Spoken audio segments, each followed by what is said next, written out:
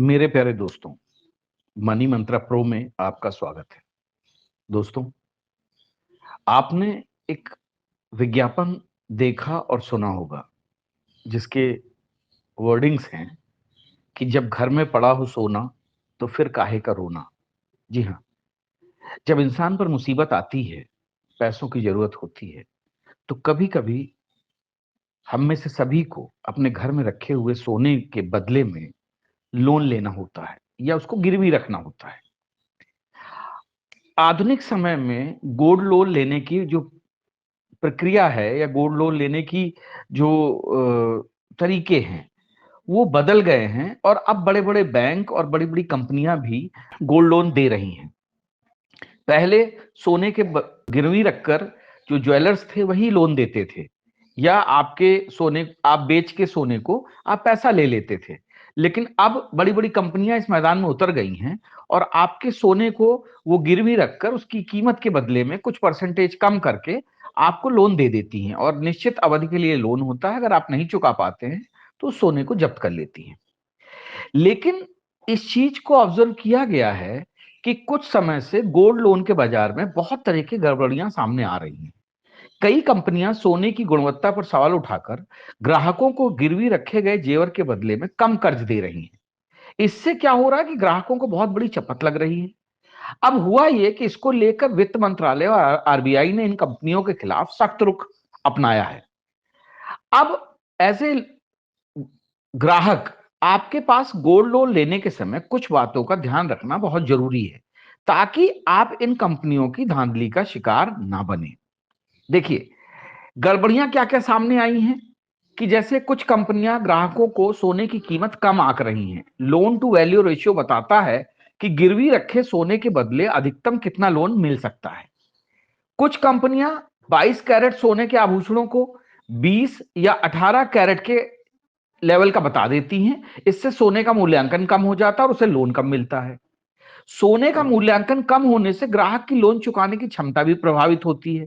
अगर वह कर्ज न चुका पाए तो कंपनी उस सोने की नीलामी का फायदा उठा लेती है।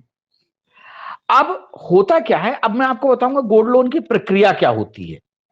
प्रक्रिया यह होती है कि गोल्ड लोन लेने के लिए कर्जदार को अपना सोना या जेवर और कुछ जरूरी दस्तावेज देने होते हैं।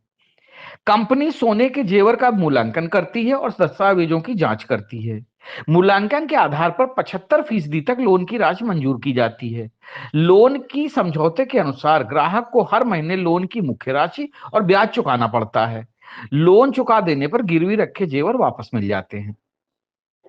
अब देखिए, अब आप जो है, जो आपको बताया कि जिस तरीके से धांधलियां हो रही हैं, आपके सोने का सही मूल्य आपको नहीं मिल रहा है, तो उसमें क्या क्या सावधानियां आपको बरतनी है, ये आपको मैं बताता हूं। देखिए, सबसे पहले आप अपने सोने की गुणवत्ता की जांच कराएं। जब भी आप गोल्ड लोन के लिए आवेदन करें, आप अपने सोने की गुणवत्ता की जांच करा लें। कई ज्वेलर्स जो होते हैं वो मामूली शुल्क के साथ ये सुविधा देते हैं। सराफा बाजार में ऐसे कियोस्क मिलते हैं जहां सर्टिफाइड जांच होती है। यहाँ कैरेटोमीटर से सोने के कैरेट की जांच होती है।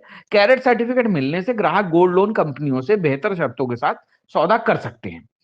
फिर क्या है, हॉलमार्क सोने और आभूषण का करें इस्तेमाल। देखिए, विशेषज्ञ ये कहते हैं कि लोन देने वाली कंपनियां वजन में तो गड़बड़ी नहीं कर पाएंगी, लेकिन ग्राहकों के सोने के कैरेट को कम बताया जा सकता है। अगर ग्राहक के पास हॉलमार्क ज्वेलरी होती है तो ये उसके लिए काफी फायदेमंद होता है और लोन लेते समय बेहतर सौदेबाजी की स्थिति में होता है। अगर सोना कैरेट सर्टिफाइड है तो भी कंपनियां ब्याज दरें कम कर सकती हैं। फिर क्या है, कर्ज देने वाले की विश्वसनीयता भी आपको जांचनी होती है। इस बात का भी आप विशेष ध्यान रखें कि जहां से लोन ले रहे हैं वह एक भरोसेमंद वित्तीय संस्थान हो। हाल ही में कई संस्थानों की गड़बड़ियां पकड़ी गई हैं जिन्होंने ग्राहकों को चपत लगाई है।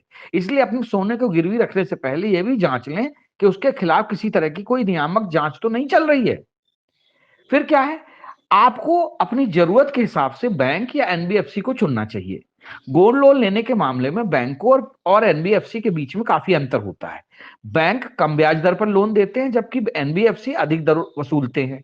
बैंकों के मुकाबले एनबीएफसी में कम कागजी कार्रवाई होती है और कर्ज मिलना भी आसान होता है, लेकिन इसकी शर्तें अधिक सख्त हो सकती हैं। आदमी ये सोचता है कि कम पेपर लग रहे हैं तो यहां से हम लोन ले लें, लेकिन उल्टा वो फंस जाता है।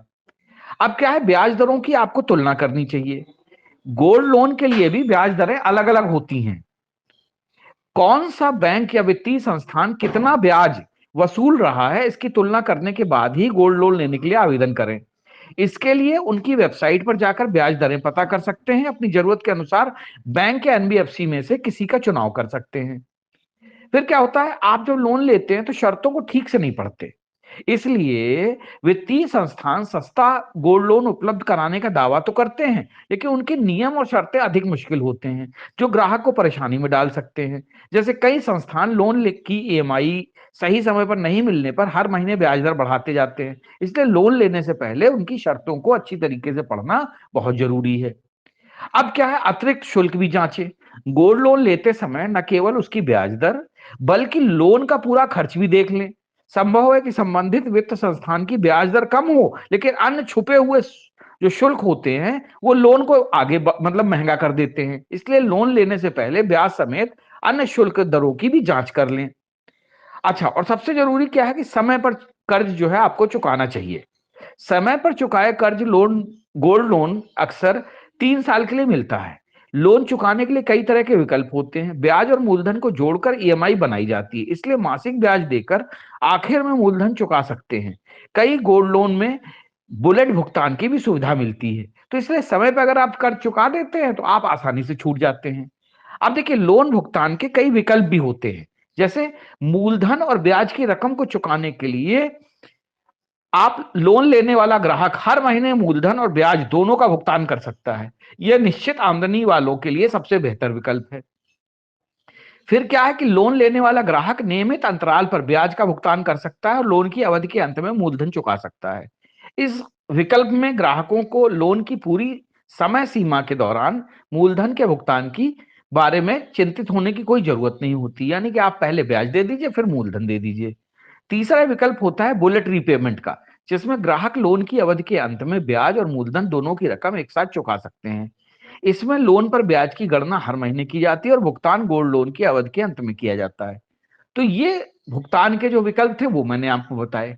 लेकिन सबसे जरूरी ये है कि अगर आप अपनी मुसीबत के समय अपने घर का जो बचत किया हुआ सोना अगर उसके बदले में लोन ले रहे हैं, तो आप उस लोन को लेने में फंसे नहीं कि आपका सोना भी चला जाए और आपको ज्यादा पैसा भी देना पड़े। इसलिए सोने की असल कीमत का पता लगाकर गोल्ड लोन लें, टर्म्स कंडीशन पढ़कर जो है सामने देखें और उसके कैरेट की जांच हर हाल में कराएं। क्योंकि कर्ज लेना तो बड़ा सस्ता लगता है, लेकिन उसमें जो कहते नहीं कि ये मतलब जो है आपको तकलीफें बहुत ज्यादा हैं। ये सुरक्षित कर्ज में आता है। इट इज जस्ट मतलब कि आप जो है एक तरीके से अपने सोने को मॉर्टगेज कर रहे हो। तो सर मतलब रहता तो कम है, लेकिन जो है इसके बदले में आपको कितना चुकाना पड़ता है ये भी आपको देखना चाहिए। तो दोस्तों, मेरी ये सलाह है कि गोल्ड लोन लेने से पहले इन सारी बातों का ध्यान रखें। अगर आपको हमारा वीडियो अच्छा लगा हो तो लाइक करें, सब्सक्राइब करें और हमें किन किन विषयों पर आपके समझ आना चाहिए इसके बारे में भी एडवाइस करें। जय हिंद, जय भारत।